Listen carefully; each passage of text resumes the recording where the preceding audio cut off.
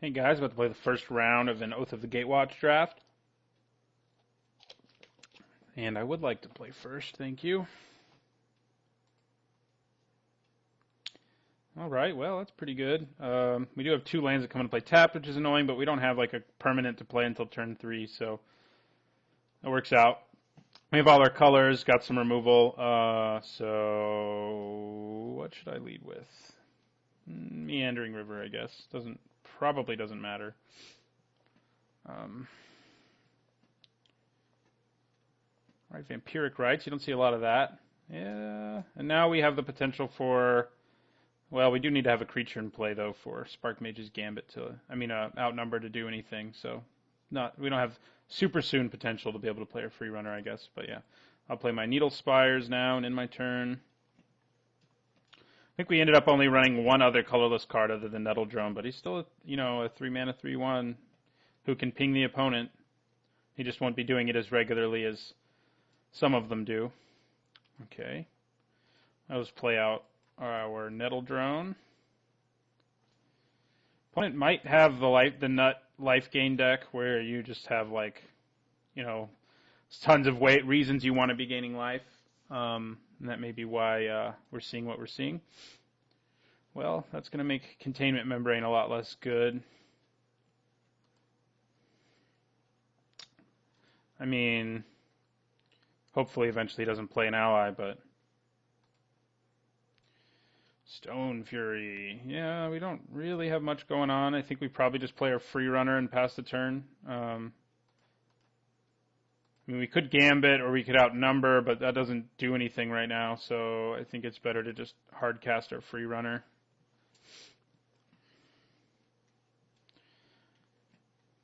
See if our opponent slams another ally.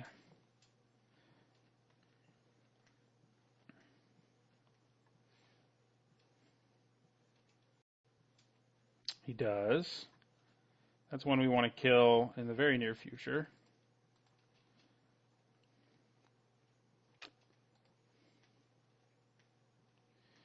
Yeah, do I want to trade for that patrol? I think I might, as strange as that is, because that Vigilance plus Spawnbinder Mage and the Vigilance in general is kind of wreaking havoc on us. So, and then I'll ping my opponent. Alright, so I have Stone Fury ready to go. So, Spark Mage's Gambit. I could have Spark Mage's Gambit plus outnumbered last turn, I guess. I can Stone Fury the Spawnbinder now, which is nice. I think I just passed the turn for now.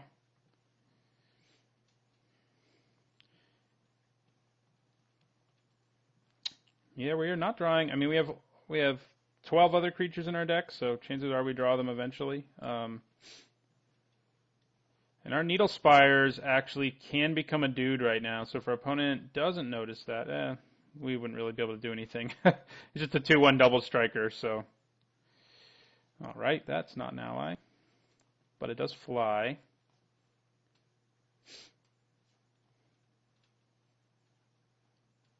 Alright. So I just want to use Stone Fury. I think I probably do just Stone Fury that now. He'll sacrifice it in response to Containment Membrane anyway, so he'll do it in response to Stone Fury too, but I think that's fine. Oh, he didn't do it. I wonder what that means about what our opponent has in his hand. Brute Strength. You don't do a whole lot for me right now. I can Gambit plus outnumber and kill that thing, but oh, I guess I can make this into a creature and then have a 2/2 at instant speed to kill the Shadow Glider if that comes up. I guess that's not awful. Yeah, that's not bad at all. I'll just pass.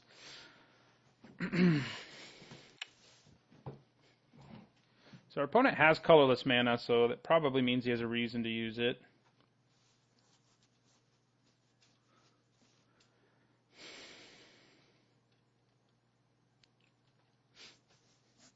probably just take 3 here, see what he does, and then at the end of his turn, make my Needle Spires into a 2-1, and then outnumber his Shadow Glider.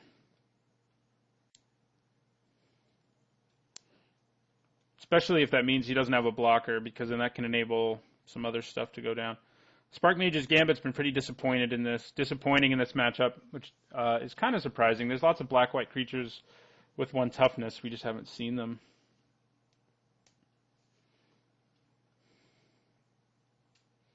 All right, this looks like something scary, doesn't it?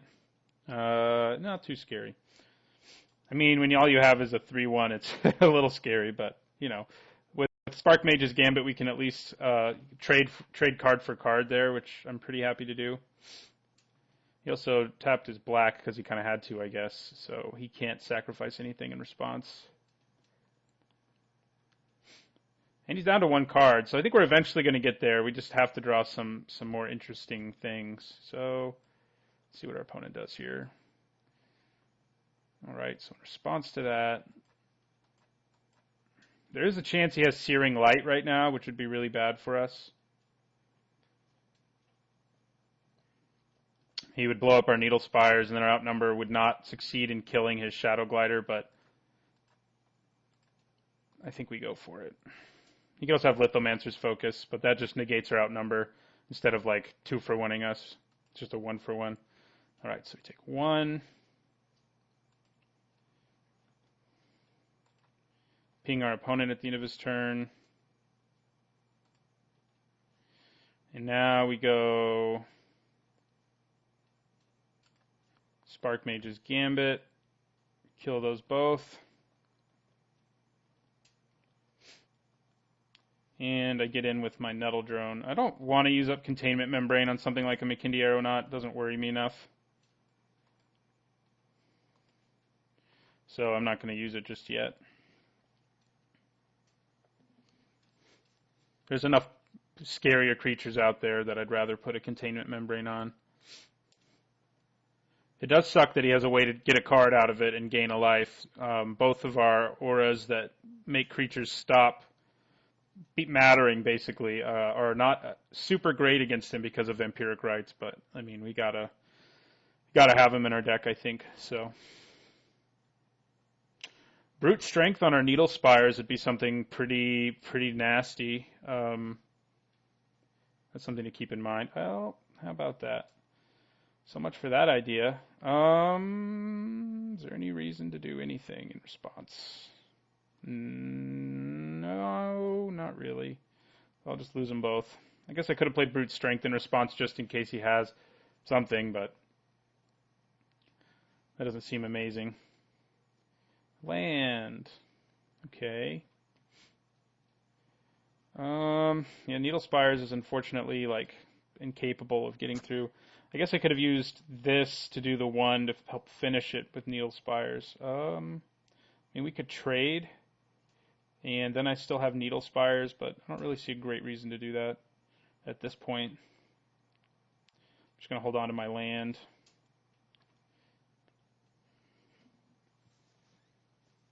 We have really struggled to draw creatures in this game, haven't we? We've still only drawn 2. Our Needle Spires is the only reason our outnumber was worth anything. All right. Our Needle Spires can swing through that, so that's relevant. If we just keep drawing lands, it is, anyway.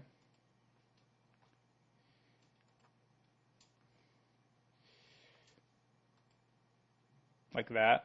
Yeah, so I think that's what we do.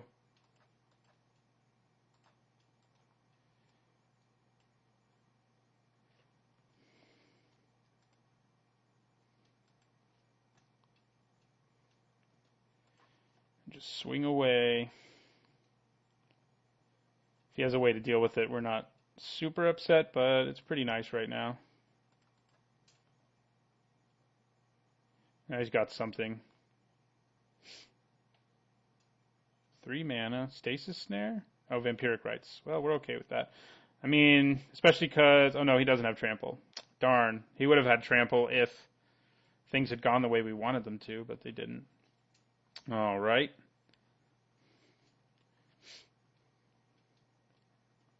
So we're back to him swinging at us for a turn, and we ping him for a turn. Although if he keeps doing that, then Needle Spires eventually will do something. What's he going to put on top? None of his... A Spawnbinder Mage, I guess, concerns me. A decent amount.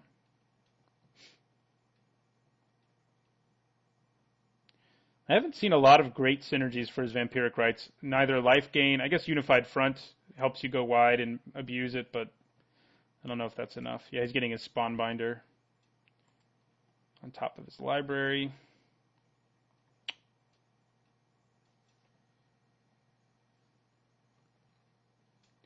Aeronaut number 2. Gosh. We really need to draw some of our creatures. Some of our several creatures.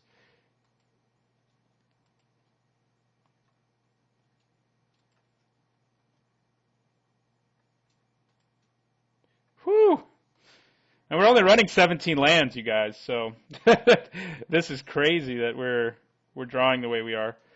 Do I swing with Needle Spires here to make it so he has to sacrifice his Aeronaut? I think that might be a good idea, because once he plays his mage thing, we're going to be in a lot of trouble. And if we reduce the number of allies he hasn't played, then it's not nearly as scary. So, yeah, I'm going to go ahead and get in there. They'll trade land for 2-drop. You know, it's not too bad. I've already gotten some value out of it anyway. If he blocks and sacrifices again, then we're really thrilled, but I don't think that's what he's doing. No. They're trading, and we will end our turn. So 1, 2, 3, 4, 5, 6, 7. We have 8 lands. I guess if we draw our Valakut Invoker, we're pretty happy. But it's pretty frustrating to have this many lands when, you know, this is like one of the few decks I've made in this format. I'm like, yeah, I could run 17. And here we are.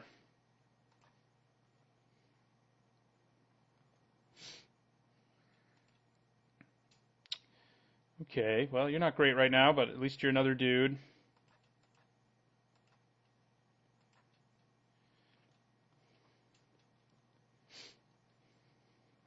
And you will give all my other allies haste, so, which could matter. So I'll end my turn.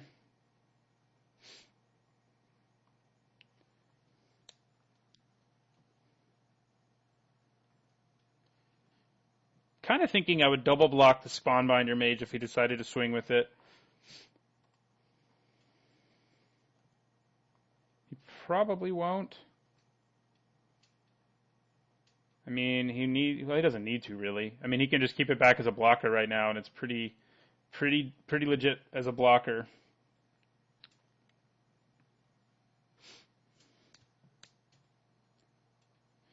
Okay. Chances of a trick are high enough that I don't really think I want to be double blocking.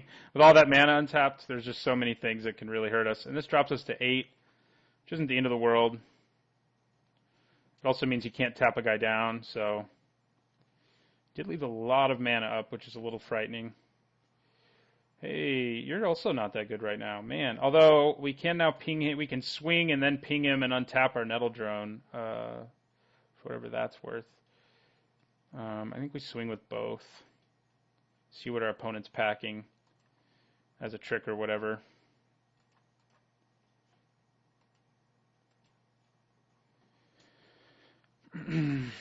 Gideon's Approach, something like that, seems decently likely, especially for 2 mana. What? What is our opponent doing? That was what he wanted to do. Okay.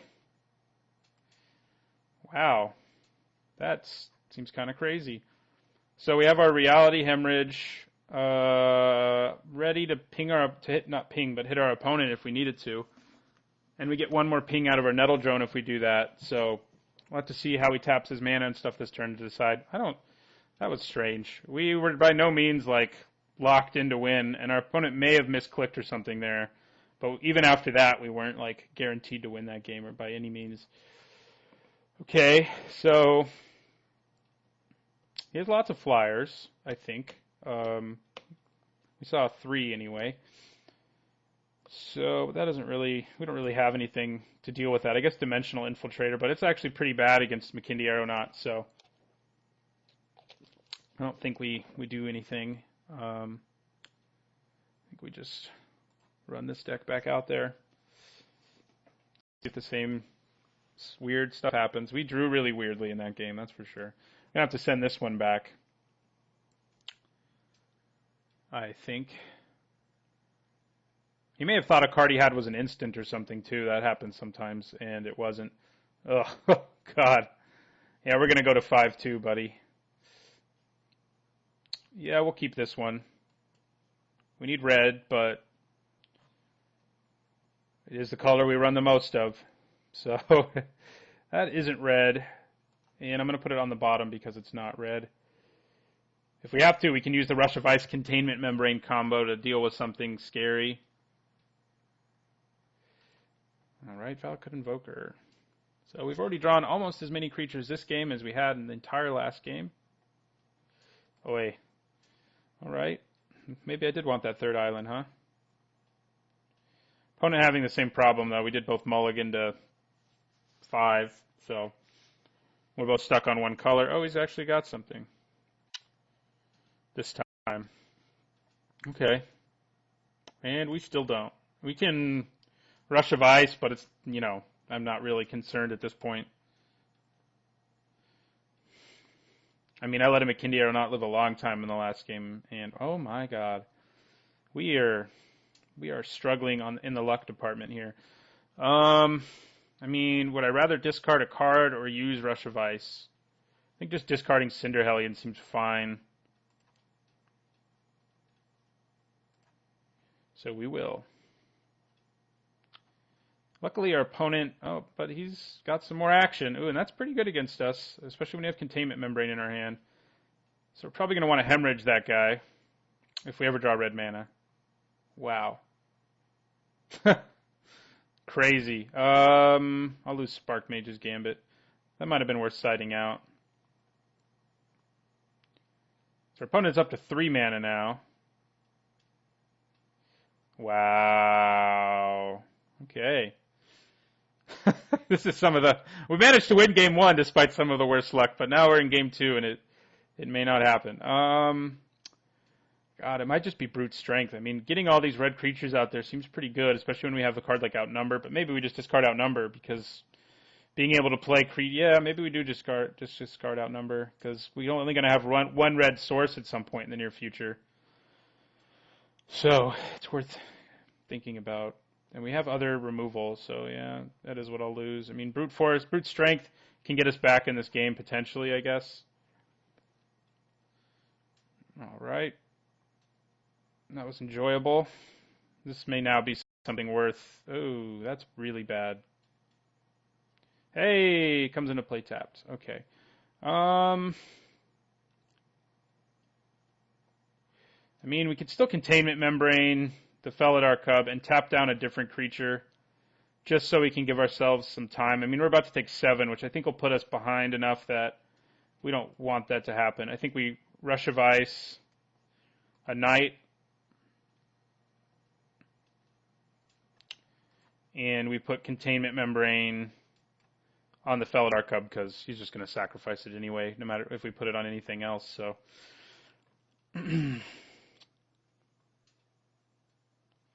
So now we only take 3, which is a pretty big difference at this point.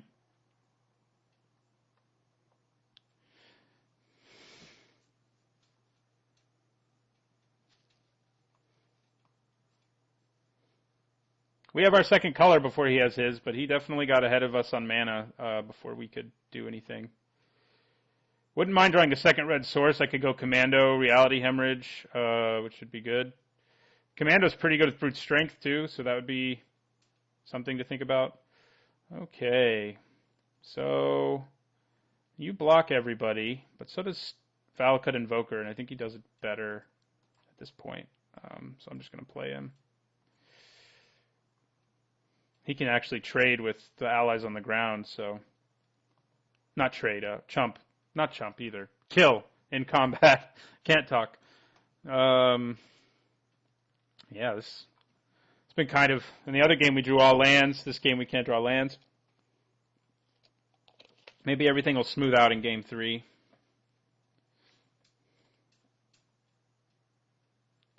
All right, I think we block a Knight Ally token. And we take 5, dropping us to 4. If he has a trick or something here, we're pretty dead. Yeah, like that.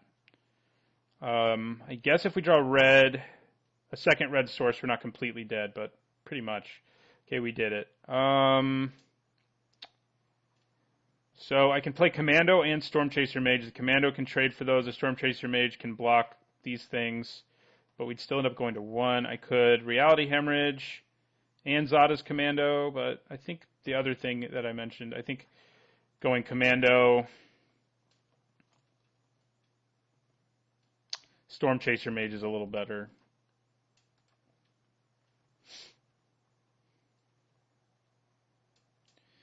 I mean, if we get to untap, I think we probably end up stabilizing, but if we don't, then obviously we're dead. Well, if we get to untap and we still have these 2 creatures in play, I should say. If they're not in play anymore, then we're in pretty bad shape. Yeah, all right. Is that just GG? I block one of you. Yeah, it's GG. All right, well, that was a game. Okay. I think I take out the Spark Mage's Gambit, incidentally, and probably just put in like another 3-drop, either Toll Collector or Eldrazi Aggressor. The Aggressor actually seems better because it blocks better in this particular matchup. So, yeah, that was bad. Hopefully in Game 3 things will just even out between... well, we're not off to a good start. Wow. See if our opponent goes to 6. I think I'm just going to end up keeping this, and yeah, I'm going to keep this and scry that to the bottom. We are in pretty great danger though of just drawing all lands, I think, and being in trouble. We do have all our colors, so we can play anything we draw, but boy. And this will help us loot if we get another ally, so there's that at least. Yes, that is the kind of card that you want to see come off the top of your deck when you're struggling to hit spells, is a card as strong as Embodiment of Fury. It's not an ally, so it won't help us loot. It'll just help us do a bunch of damage. So, Corpse Churn. I don't see that every day. All right, didn't hit a creature, so we're real happy with that. Hit a Wastes. All right, well, our opponent is having mana problems again. Okay, well, we get in there for 3, and then we play our Embodiment and just try to